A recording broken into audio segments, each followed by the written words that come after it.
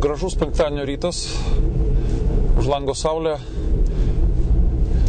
vaikai ir mokytojai jau sugužėjo į mokyklas ir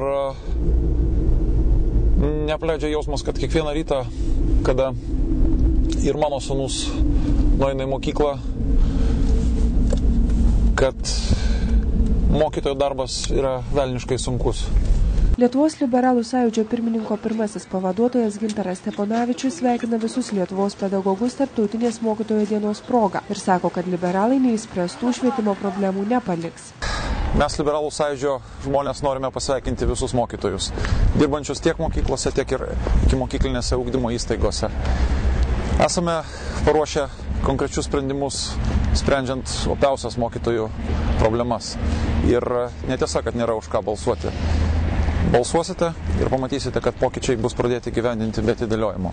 Dar sykį nuoširdžiausi sveikinimai mokytojams ir tegul šita šventė būna jums tikrai įsimintina diena.